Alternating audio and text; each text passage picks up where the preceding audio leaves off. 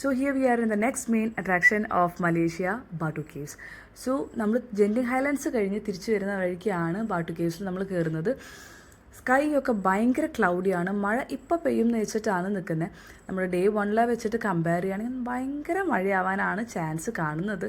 അപ്പോൾ എങ്ങനെയെങ്കിലും ബാട്ടു കേവ്സിലെത്തി അവിടെയുള്ള കാഴ്ചകളൊക്കെ കണ്ട് റൂമിൽ വേഗം തന്നെ തിരിച്ചു പോകുക എന്നുള്ളൊരു പ്ലാനിലാണ് എല്ലാവരും നിൽക്കുന്നത്.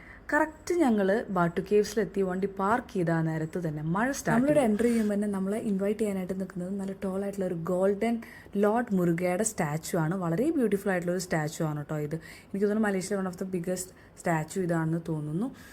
മഴ പെയ്തു തുടങ്ങി ഇവിടെ നിൽക്കാൻ പറ്റില്ല എന്നുള്ള അറിയണ കാരണം ആദ്യം തന്നെ ഞങ്ങൾ ലോർഡ് മുരുകയുടെ സ്റ്റാച്ചുവിന് എടുത്ത് നിന്നിട്ട് ഒരു ഫോട്ടോ എടുക്കുകയാണ് ചെയ്തത്. ബിക്കോസ് ബാട്ടു കേവ്സ് വന്ന ഒരു ഫോട്ടോയെങ്കിലും നമുക്ക് വേണമല്ലോ. അങ്ങനെ ആ ഫോട്ടോ ഒക്കെ എടുത്തു കഴിഞ്ഞപ്പോഴേക്കും ലൈറ്റ്നിങ് ചെറുതായി സ്റ്റാർട്ട് ചെയ്തു. അപ്പോൾ കൂടെയുള്ള കുറച്ച് പേർക്കൊക്കെ ലൈനിങ് പേടിയായ കാരണം അവർ തിരിച്ച് വണ്ടിയിൽ കയറിയിരുന്നു.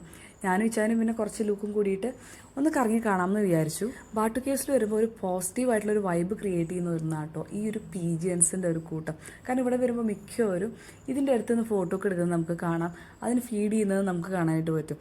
നല്ല രസമുണ്ടായിരുന്നു കാണാനായിട്ട്. ബിക്കോസ് ലൂക്ക അതിൻ്റെ ഇടയിൽ കുറേ നേരമൊക്കെ കളിച്ച് നടന്നു. പിന്നെ മഴ പെയ്യുന്ന കാരണം നമ്മൾ മുകളിലോട്ടൊന്നും പോകുന്നില്ല, ഇത്തിരി റിസ്ക്കിയാണ് സ്റ്റെപ്പ് കയറാനായിട്ട്. പക്ഷേ താഴെ തന്നെ നമുക്ക് അത്യാവശ്യം കാഴ്ചകൾ കാണാനായിട്ടുണ്ട് കേട്ടോ. ചെറിയ ടെമ്പിൾസൊക്കെ അവിടെ താഴെയുണ്ട്. അതിൻ്റെ ആ ഒരു കൊത്തുപൊടിയും കാര്യങ്ങളൊക്കെ എല്ലാം നല്ല രസമുണ്ട് കേട്ടോ, അതിൻ്റെ വാൾസൊക്കെ കാണാനായിട്ട്. നമ്മുടെ ബാട്ടു കേവ്സിൻ്റെ ആ സ്റ്റെപ്സ് ഒന്ന് കയറണം എന്നുള്ള ആഗ്രഹം തീർക്കാനായിട്ട് 272 സ്റ്റെപ്സ് നമുക്ക് കയറാൻ പറ്റുമല്ലോ. ഒരു 10-20 സ്റ്റെപ്പെങ്കിലും ഒന്ന് കയറിയിട്ട് തിരിച്ചു വരാമെന്ന് വിചാരിച്ച് ഞാൻ ലൂക്കും അങ്ങ് നടന്നു. അവിടെ കുറച്ച് ഫോട്ടോ, അടിപൊളി ഡ്രസ്സൊക്കെ ഇട്ടിട്ട് മഴയാണെങ്കിലും കുട ചൂടി ഒന്ന് ഫോട്ടോ എടുക്കാനായിട്ട് കുറച്ച് മോഡൽസൊക്കെ അവിടെ ഉണ്ടായിരുന്നു കേട്ടോ. നമുക്ക് പിന്നെ എല്ലാ വീഡിയോസും ഒന്നും ക്യാപ്ചർ ചെയ്യാൻ പറ്റില്ല, നമ്മുടെ ഫോട്ടോ കിട്ടിയത് ഭാഗ്യമെന്ന് വിചാരിച്ചിട്ട് ഞങ്ങൾ പിന്നെ തിരിച്ച് നടന്നു. പിന്നെ ഞങ്ങൾ നേരെ പോയത് നമ്മുടെ റൂമിലേക്കാണ് കേട്ടോ. കാരണം എങ്ങനെയെങ്കിലും മഴ കൂടുന്നതിന് മുമ്പിൽ റൂം എത്തണം എന്നുള്ളൊരു മൈൻഡ് സെറ്റ് ആയിരുന്നു എല്ലാവർക്കും. ഈവനിങ് എല്ലാം ആയിട്ടുള്ളൂ, കുറച്ചുകൂടിയും കാഴ്ച കാണാമെന്ന് അതിൽ ഞാൻ ഇച്ചാനും ലൂക്കും കൂടി വീണ്ടും കറങ്ങാനായിട്ട് ഇറങ്ങി. ബിക്കോസ് നമ്മൾ വണ്ടിക്ക് ഓൾറെഡി 1 ഡേക്കുള്ള പാക്കേജ് നമ്മൾ എടുത്തിട്ടുണ്ടായിരുന്നു. അപ്പോൾ എന്തായാലും വണ്ടി അവൈലബിൾ ആണ്. സോ മാക്സിമം കാണാമെന്ന് വിചാരിച്ച് ഞങ്ങൾ ഡ്രൈവർ ചെയർ അടിപൊളിയായിരുന്നു കേട്ടോ. തമിഴായ കാരണം നമുക്ക് ഈസിലി മനസ്സിലാവാനായിട്ട് പറ്റി. ഈ കാണുന്ന ബിൽഡിംഗ് ഉണ്ടല്ലോ, ഇത് ഇവിടുത്തെ ഒരു ഷോപ്പിംഗ് മാളാണ്. ഇത് പണ്ട് ഇതൊരു ജയിലായിരുന്നു എന്നാണ് പുള്ളിക്കാരൻ പറയുന്നത്. ഇപ്പം നമ്മൾ പോകാനായിട്ട് നിൽക്കുന്നത് നമ്മൾ ഇൻസ്റ്റഗ്രാമിലൊക്കെ കണ്ടു വന്നിരുന്ന ഒരു സ്പോട്ടാണ്. പക്ഷെ എന്ത് ചെയ്യാം, ഈവനിങ് ഒരു 6 o'clock വരെ ഇവിടെയുള്ളൂ. പക്ഷെ കുഴപ്പമില്ല, നമ്മൾ നാളെ വീണ്ടും ഇവിടെ തന്നെ വരുന്ന ലൂക്കിന് ഉറപ്പ് കൊടുത്തിട്ട് നമ്മളങ്ങനെ നേരെ സെൻട്രൽ മാർക്കറ്റിൻ്റെ മുമ്പിലുള്ള ഈ ഒരു ബിൽഡിംഗ് ഉണ്ടല്ലോ, ഇതാണ് മെർടെക്ക. നമ്മുടെ വേൾഡിലെ 2nd ടോളസ്റ്റ് ബിൽഡിംഗ് ആണ് കേട്ടോ ഇത്. പിന്നെ സെൻട്രൽ മാർക്കറ്റിൻ്റെ അകത്ത് വിശേഷം നല്ലൊരു മാളാണ്. നമുക്ക് സോവനീറൊക്കെ കൊടുക്കണമെന്നുണ്ടെങ്കിൽ അതിനൊരു ബെസ്റ്റ് ഓപ്ഷൻ ഈ ഒരു പ്ലേസ് ആയിട്ട് എനിക്ക് ഫീൽ ചെയ്തു കേട്ടോ. കുറേ ട്രഡീഷണൽ ആയിട്ടുള്ള ഐറ്റംസിൻ്റെ ഷോപ്പ് ഉണ്ടായിരുന്നു, കുറേ ഗിഫ്റ്റ് ഐറ്റംസ്, കുറേ പെർഫ്യൂംസ്, ഹാൻഡ് മെയ്ഡ് പെർഫ്യൂംസ്, അതുപോലെ തന്നെ അവിടുത്തെ കുറേ സ്നാക്സിൻ്റെ ആയാലും അങ്ങനത്തെ കുറച്ച് ഷോപ്പുകൾ ഉണ്ടായിരുന്നു. ആൻഡ് ഓൾസോ നല്ല നല്ല വെറൈറ്റി മാഗ്നറ്റ്സ് ഉണ്ടായിരുന്നു. കീ ചെയിൻസ് ഒക്കെ മലേഷ്യയുടെ തീമായിട്ടുള്ള കുറേ അങ്ങനെ ഉണ്ട്. അപ്പോൾ നമുക്ക് സോവനീറിനൊക്കെ പറ്റിയൊരു പ്ലേസ് ആയിട്ട് എനിക്കത് ഫീൽ ചെയ്തു.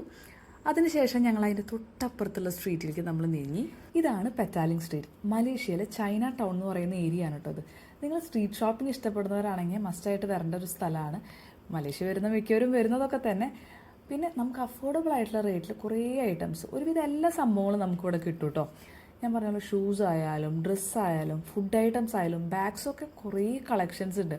എല്ലാതും സെക്കൻഡ് ക്വാളിറ്റിയിൽ നമുക്കിവിടെ കിട്ടും. അഫോർഡബിൾ റേറ്റ് എന്ന് പറയുമ്പോൾ ആദ്യം തന്നെ അഫോർഡബിൾ റേറ്റ് എക്സ്പെക്ട് ചെയ്യരുത് കേട്ടോ. കാരണം ഒരു ടൂറിസ്റ്റ് പ്ലേസ് അല്ലേ, അവരും നല്ല രീതിയിൽ കച്ചവടം നടത്താനായിട്ട് നോക്കും. നമുക്കും ബാർഗൈൻ ചെയ്യാൻ കഴിവുണ്ടാവണം, എന്നാൽ മാത്രമാണ് ഈ കാര്യം സക്സസ് ആവുള്ളൂ. ഈ ഒരു ഷോപ്പ് ഉണ്ടല്ലോ, നമ്മുടെ മിനീസൊക്കെ പോലത്തെ കുഞ്ഞു കുഞ്ഞു നല്ല ക്യൂട്ടായിട്ടുള്ള പിൻട്രസ്റ്റി സാധനങ്ങൾ കിട്ടുന്നതാണ് കേട്ടോ.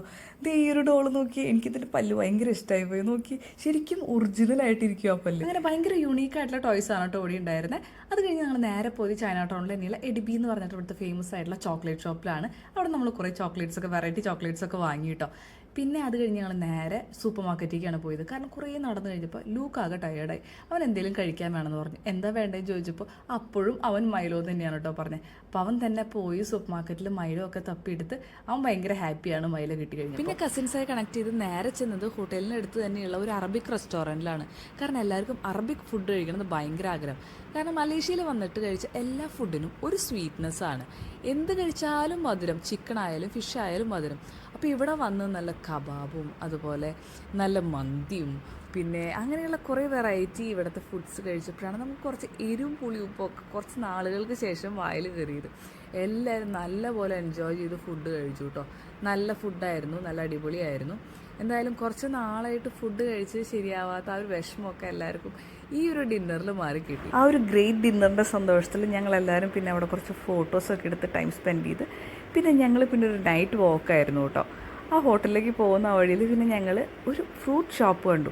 അപ്പോൾ നല്ലപോലെ ഫുഡ് അടിച്ച് കാരണം എല്ലാവർക്കും എന്തെങ്കിലും ലൈറ്റായിട്ട് ഫ്രൂട്ട്സ് കഴിക്കണം നല്ല ആഗ്രഹം ഉണ്ടായിരുന്നു. അപ്പോൾ അങ്ങനെ കുറച്ച് ഫ്രൂട്ട്സൊക്കെ വാങ്ങി ഞങ്ങൾ നേരെ ഹോട്ടലിലെത്തിയിട്ടും എല്ലാവരും നല്ല ഓൺ തന്നെയാണ് കേട്ടോ.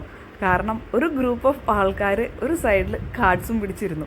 ഞങ്ങൾ എപ്പോൾ ഗ്യാദർ ചെയ്യുകയാണെന്നുണ്ടെങ്കിലും ഡിന്നർ കഴിഞ്ഞാൽ കാർഡ് ഗെയിംസ് അത് എപ്പോഴും ഉള്ളതാണ് കേട്ടോ. അതുപോലെ തന്നെ മറ്റൊരു സൈഡിൽ പിള്ളേരാണെങ്കിൽ അവരുടേതായിട്ടുള്ള മലേഷ്യ ട്രിപ്പിലെ ലാസ്റ്റ് നൈറ്റ് സ്റ്റേ ആയിരുന്ന കാരണം എല്ലാവരും കുറച്ച് നേരം അന്ന് നൈറ്റ് ഒരുമിച്ച് നിന്ന് സ്പെൻഡ് ചെയ്തിട്ടാണ് കേട്ടോ കിടക്കാൻ പോയുള്ളൂ. അങ്ങനെ എല്ലാ കളികളിലും ഞാൻ കുറച്ച് നേരം പ്രസൻസൊക്കെ സൈഡിൽ നിന്ന് സപ്പോർട്ട് ചെയ്ത് അറിയിച്ച് ഞാൻ റൂമിലേക്ക് പോയി കേട്ടോ. കാരണം എൻ്റെ ഫോണിൻ്റെ ചാർജ് തീർന്നു. അങ്ങനെ അത്രേ ഉള്ളൂ ഇന്നത്തെ വിശേഷങ്ങൾ ഗൈസ്. ബാക്കി എല്ലാ വിശേഷങ്ങളും നമുക്ക് അടുത്ത വീഡിയോയിൽ കാണാം. ബൈ.